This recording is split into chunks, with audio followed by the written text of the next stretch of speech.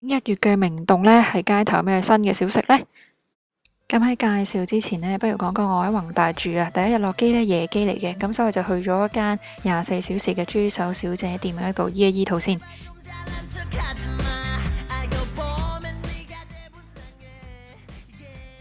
咁比較特別嘅呢，就係呢一間鋪頭第一次試啊，就會送一大兜嘅沙律菜啦。可能覺得太多肉呢，想幫你中和翻啦。咁就有啲杏仁片啊，同埋一啲橄欖。咁我建議呢，撈埋啲菜同埋個豬手呢，加埋呢個辣醬食呢，係好正嘅。咁去到呢個1度嘅時候呢，鋪頭好好啦，就會送一啲湯麵俾我哋食，咁就熱辣辣，保證我哋都唔會凍親啊。咁其實啲拌菜呢都比較大兜嘅，咁開頭呢，就唔知道原來個豬手都咁多去送嘅，咁所以呢，就嗌埋呢一個紫菜韓國炒飯啦。咁你只要呢將啲蟹子、紫菜啦、飯啦，其實應該仲有啲麻油嘅，撈埋一齊，好似撈起咁樣，跟住再揸埋一嚿呢，咁就食得噶啦。第二朝會做咩？相信大家都會去搶錢啦。咁明洞呢間大使館就出咗名噶啦。使館行前2步有一間地牢嘅找換店呢，幾隱蔽嘅。有時候呢，佢個匯率比喺大使館更加低。你呢順便呢食埋個早餐先。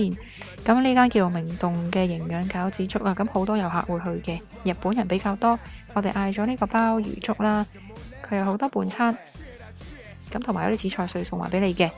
佢都係佢哋鋪頭嘅特色嚟嘅，啲紫菜碎可以當手信咁買返屋企都得。咁有啲辣蘿蔔啦、泡菜嘅，仲有啲辣魷魚，我覺得呢個魷魚好好味，所以一定要影多2影啊！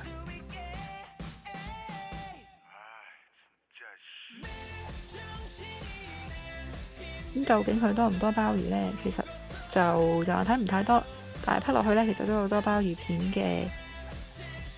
可能你喺香港食粥呢，都因為病先會食嘅，但係韓國呢一度呢，粥其實係對於你嚟講係好有營養嘅，唔係病先可以食㗎。咁所以佢明洞啊特別多粥店啊，本粥大家應該有聽過啦。咁其實仲有好多粥鋪嘅。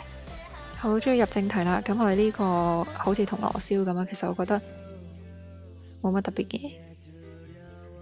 咁呢一個龍蝦呢，佢仲要攞啲噴槍呢，燒到佢火紅火熱咁樣香噴噴，然之後好多遊客圍住啊！5000圜啦，冇記錯。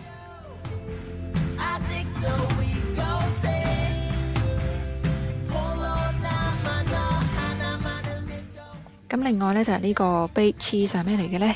其實就係呢，將啲芝士同埋年糕卡啦卡啦咁樣擺埋一齊，變成一條串燒。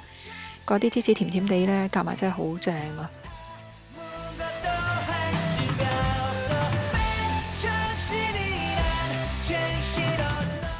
咁最後呢一個呢，就係 cheese ball 啦。其實佢係將一啲芝士包住一啲蝦啦，同埋薯仔，咁就攞去炸。